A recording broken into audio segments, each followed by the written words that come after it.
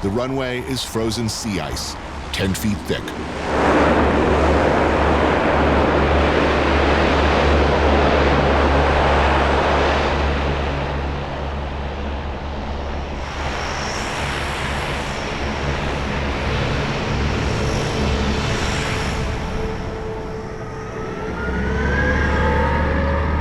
The airport shuttle, Ivan the Terrabus, a road warrior-looking behemoth that takes us slowly towards our destination.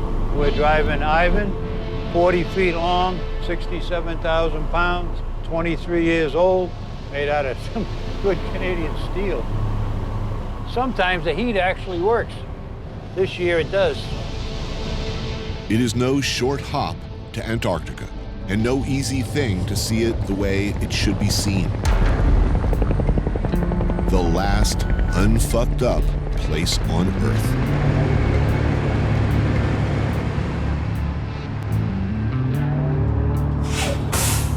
There we are. Try to get plenty of rest and enjoy the Antarctic. McMurdo Station, the largest U.S. base on the continent. The hub, supply, and support center for everything we do here in Antarctica. The pursuit of pure science. It ain't pretty. It looks like a mining camp. But look closely and you notice things, like the total absence of litter. Not a single cigarette butt. It's one of the most carefully regulated communities on the planet. And it is a community, a tightly knit, highly organized, very odd subculture of just under 1,000 people in summer and 150 in winter, all working towards the same thing in this most remote, barren, yet stunningly beautiful continent. Antarctica, for all too obvious reasons, remained free of any sustained human contact until the mid-20th century, when the U.S. Navy launched Operation Deep Freeze, an enormous logistical enterprise that established the first permanent base here at McMurdo in 1955. Deep down in the ice, caves were cut, and here the supplies were packed away in a natural fridge. Frozen meat, perfectly preserved, but where's that axe? Let's have a bit of 15-year-old ham. Since the National Science Foundation took over from the Navy, things have gotten a lot less Wild West around here. It feels like dorm life at college. Bathrooms are communal, everybody rotates housekeeping duties, and everybody shuffles off at designated hours to the galley, where the cooks do the very best they can, given the infrequent delivery of what are called with longing tones around here, freshies, or anything not frozen, canned, or prepared. Little connectivity I have with the outside world, I owe entirely to you. You've been helping me enormously. Joni works IT and has been coming here for 9 seasons. But it's coming, right? I mean, sooner or later, they're going to put a satellite up there and everyone out here is going to Maybe. I mean, I think we're a long way away from having cell service down here and everybody having internet like at home. It's really the last place on Earth for cell service. Christy is a heavy equipment operator, coming for 19 seasons. I actually started off in 2 seasons in the galley, and then I ended up getting trained on the equipment. So you learned an entirely new profession so that you could stay here.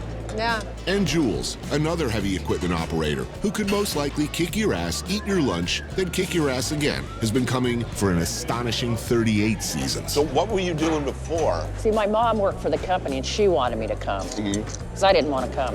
She was trying to get rid of you or what? Yeah, she wanted to come. When you first started coming, how many women were here? What was the ratio? My first 2 years were at South Pole. There were probably 90 civilians. I was the only female at South Pole. And there were probably 12 total in McMurdo and probably 1,100 men. Was the Navy still running the place back Yes, then? and I had a lot of respect because the United States Navy was the one that integrated this place. And originally down here it was kind of this thing like, shall we let women be here? Right. And then we had an admiral come down and he's like, dude, where's all the women? And oh, we don't have facilities for them. And he said, well, you goddamn better get facilities for them. When I first came down here, the company was all about, hey, this is special. There's not very many civilians. You know, it's wild and free, and it's a great place to be. Just looking out the windows, having seen what you see on a regular basis and experienced what you've experienced, is that an alienating experience? I really appreciate how simple life is and how little you need to get by. Like, you just pack a couple duffel bags and you come down. But then I find when I go home, sometimes I get caught up in the I want, I need. And that's the part that kind of bums me out. And that's one of the things I like about it, is that there's no rat race, there's no errands. It's a pretty egalitarian society here. NSF sitting down at tables with us, and the janitors and the fuelies are as important as the people who run the station. Nothing gets done without power, and there's no power without fuel. There's no fuel without roads. There's no roads without heavy equipment. So it just kind of goes from there, and I kind of appreciate what everybody else's role is. This is a place where things are more powerful that don't involve money. You make lifelong friendships. The beauty of this place is astounding. It's such a unique experience. There's something magical about being here, a shared experience. You know, a lot of people get really hooked on this place, and it's inexpressible, I guess, as to what it is.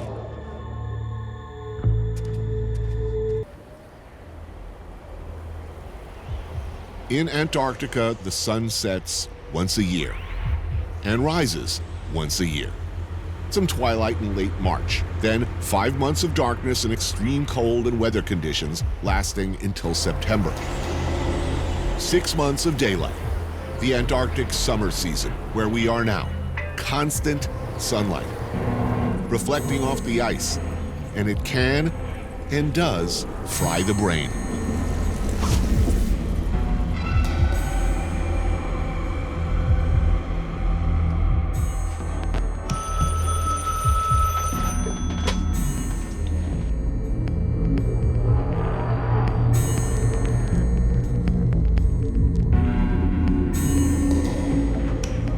Hello, ladies and gentlemen. My name is Romano. This is the Hot Cup of Joe radio show. We're going to spin some tunes here. I have a special guest in here today. Here to visit us at the McMurdo Station, Antarctica, Mr. Tony Bourdain.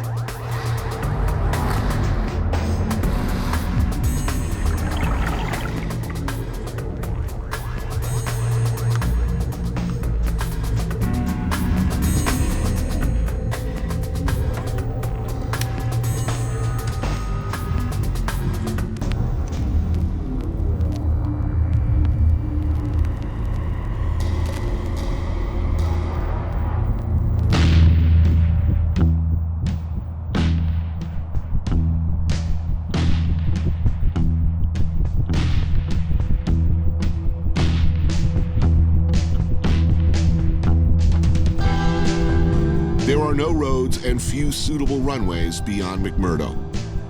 For short hops, the main mode of transportation is helicopter.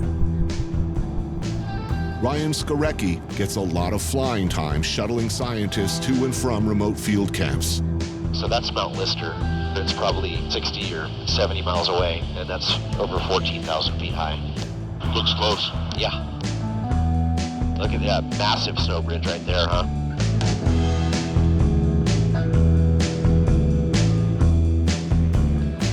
And there's some good building-sized blocks.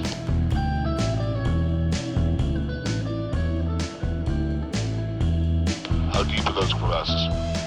They'd swallow buildings. It's very impressive. So that's what you don't want to hit with your snowmobile. Right. People climb around in those things? The mountaineers don't have drills to practice extricating somebody. There is a steep learning curve to flying down here, skillfully handling gale force winds, reduced control at high altitudes, and the unpredictability of extreme turbulence around mountains and active volcanoes. Slowly but surely climbing, and it's minus 20 outside. Erebus, and that's Mount Terror. This is Mount Erebus, the southernmost active volcano on Earth.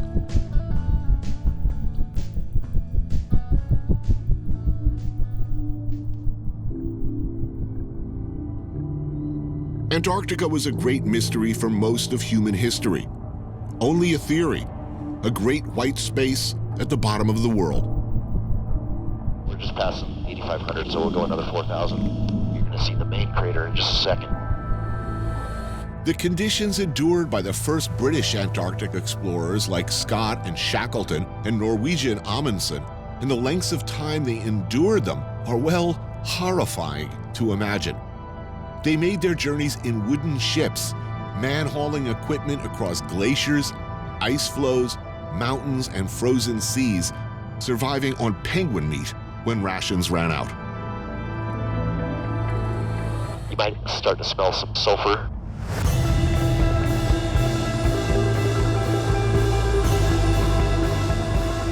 Yeah, I smell that sulfur. What's our altitude now? 13.2. Cool.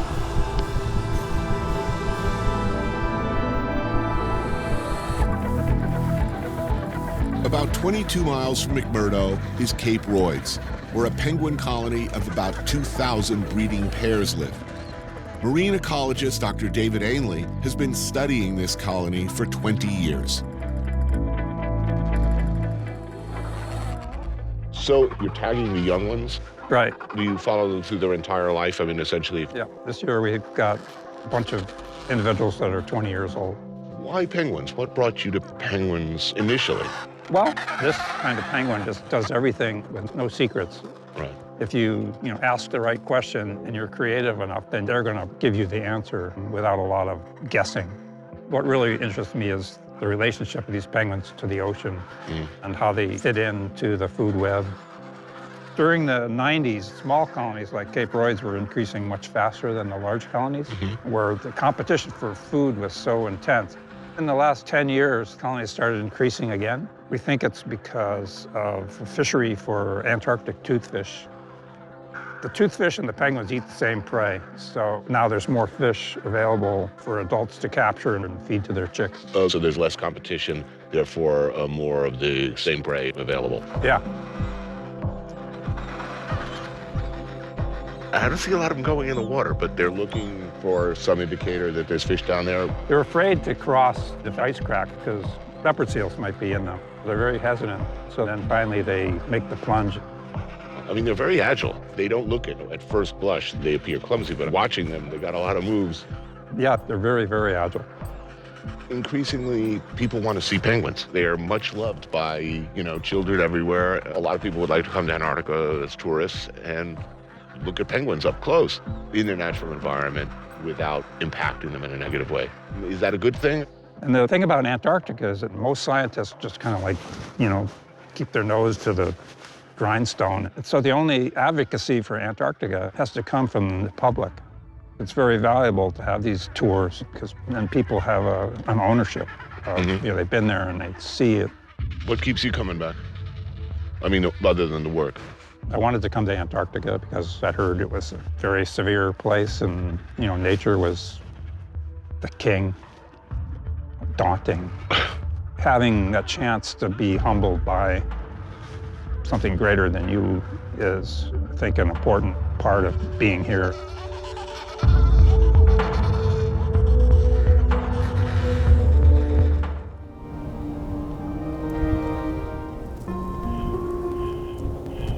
Life here most definitely has its advantages.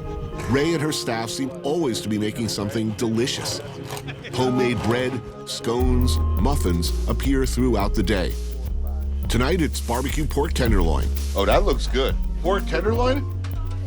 Damn. Grilled mahi sticks and shrimp marinated in chili sauce. Homemade sourdough bread, a roasted beet salad. Gosh, look at the salad. It's so purple and it has avocado in it. What cannot be fresh is nonetheless delicious. Edamame salad with dried cranberries and carrots. Roasted vegetables.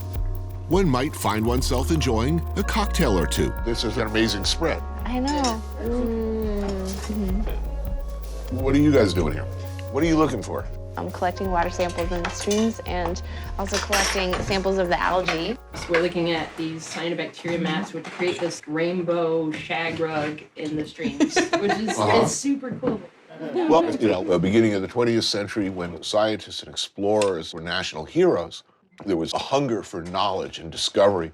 Not a good climate for facts, though, that we live in today. No. We may interpret our facts differently, but we don't get to make up our own facts. I mean, there are plenty of people out there who believe the Flintstones is pretty much an accurate portrayal of history. Don't laugh, Mike. That's I know. Public, they're funding our science in large part. You want that connection between the public and the scientist, and that's something we don't do a great job of back home. I get this criticism all the time, though, that you scientists need to do a better job of presenting your research. I get that, but I'm a professor at a university. I present knowledge and information. They attend the classes. They learn all this awesome stuff. They're thoughtful. They enter the world. They make the world better. But they don't do it in a 5-minute soundbite. But we live in a terrible new reality where you better have a 5-minute soundbite or they're coming for you. Right. We got to learn how to teach evolutionary biology, 140 characters. Yeah, pretty much. So you guys just need better press. Yeah.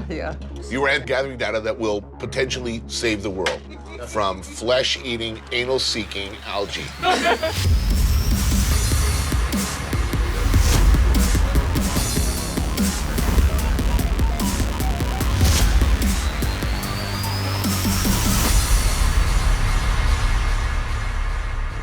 You need a giant nematode to rampage through West Virginia or some shit like that. Everybody's gonna be extremely interested in what you're doing.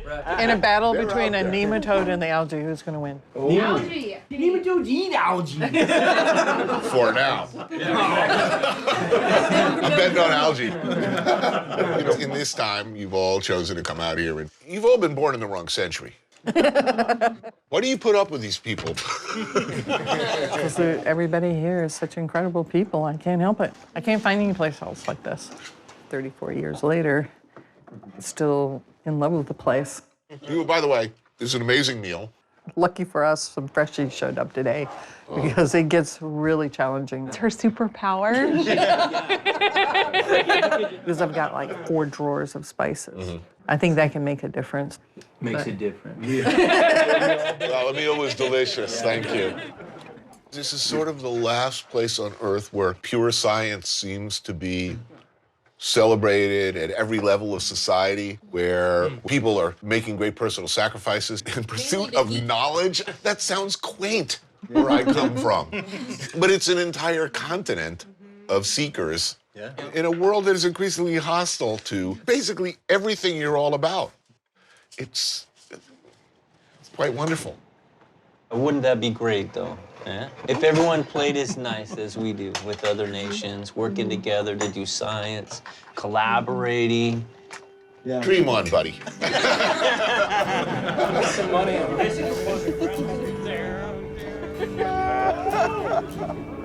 The meal is followed by a precarious trip across the frozen lake to the beach.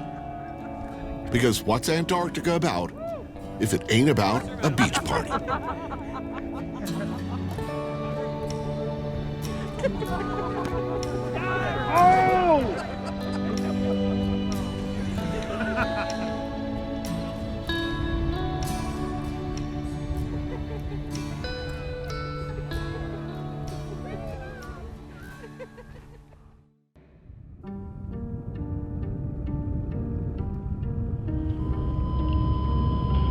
Skier 22, Max Center, go ahead.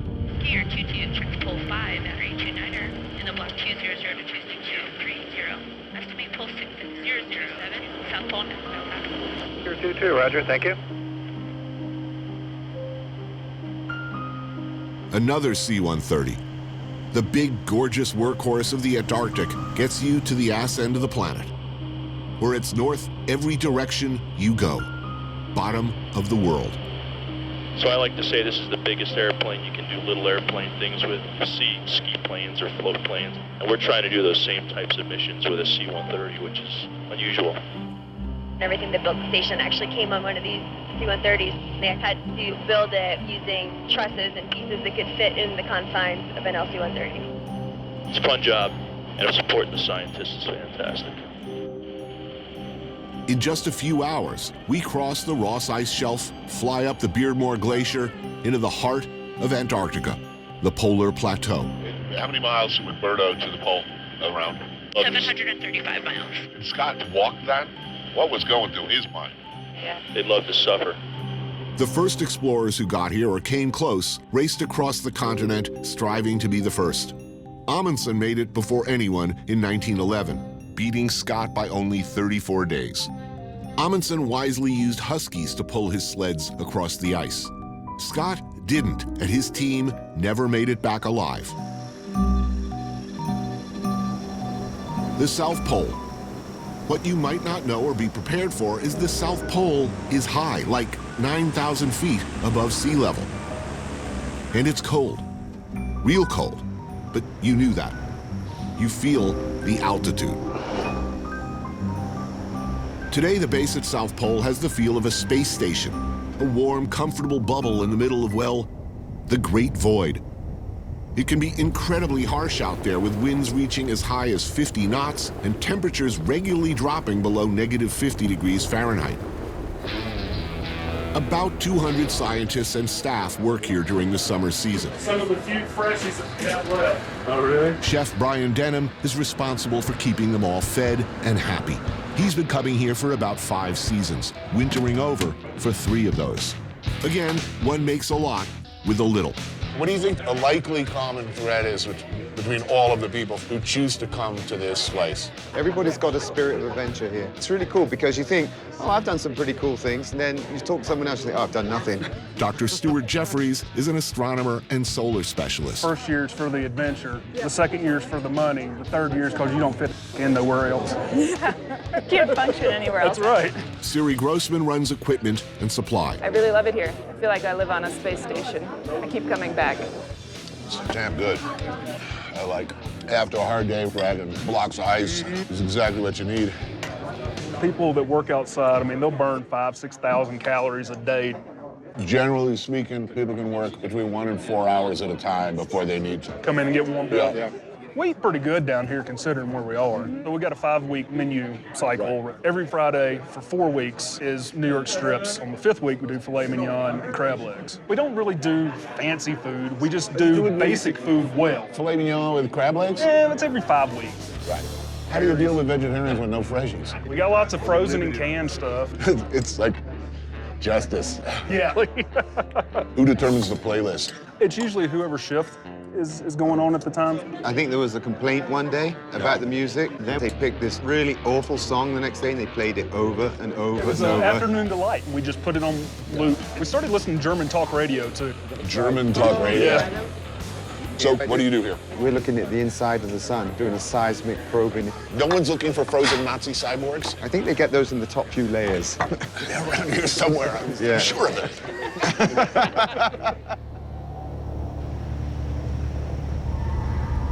Beneath the station is a subterranean world.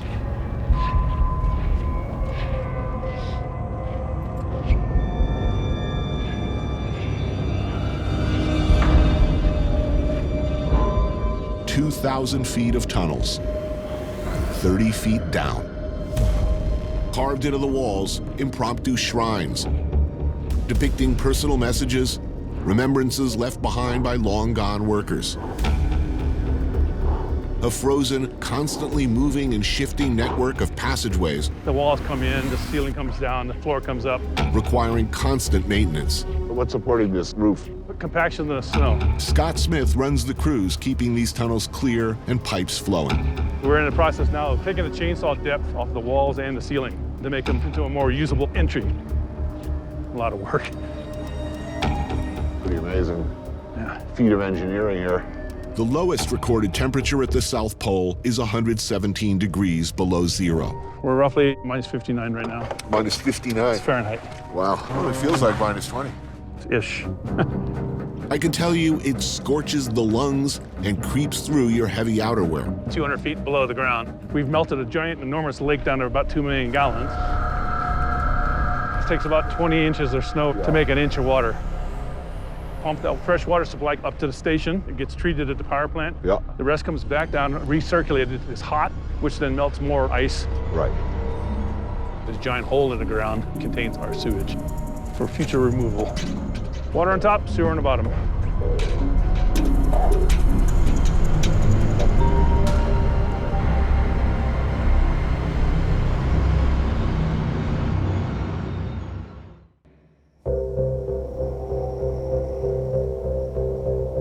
What do they do down here?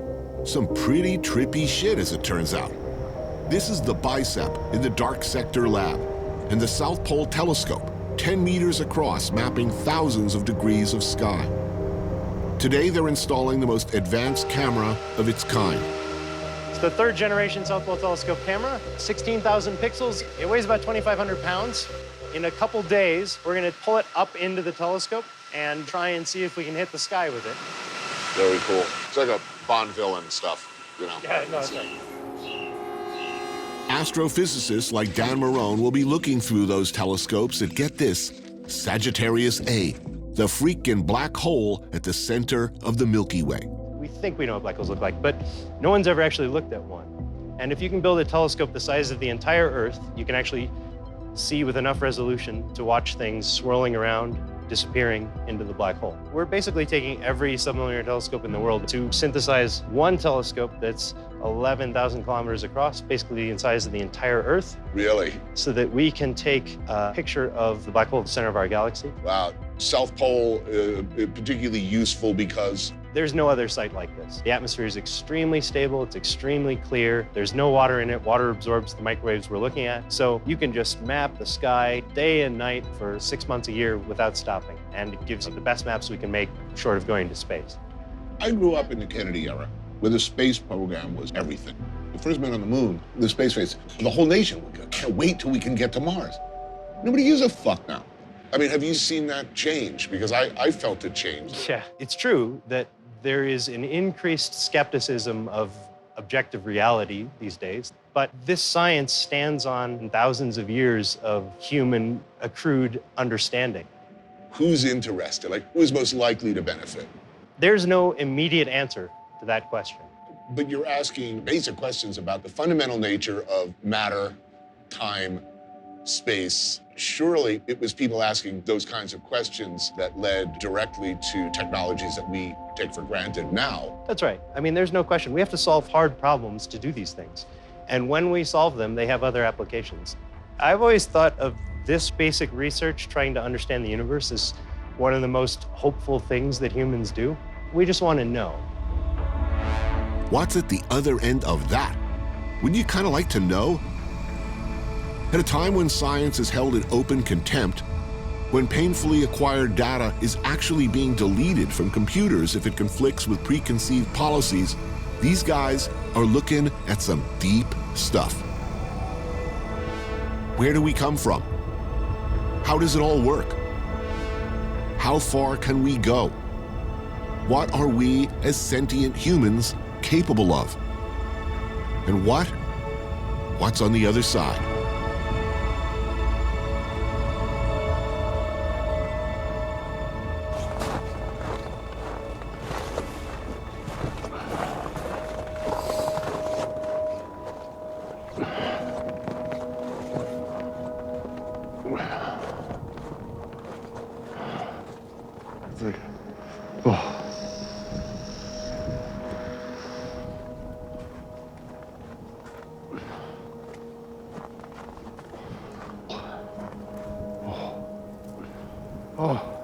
Chilly. My face hurts. Oh. It really is the ass end of the world.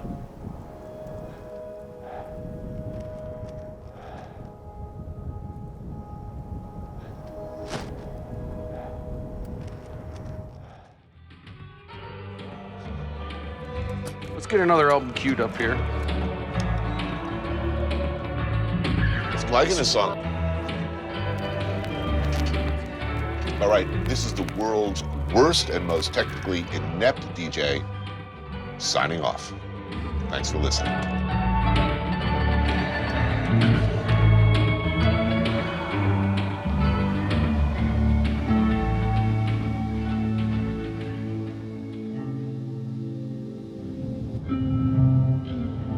Antarctica never gets old.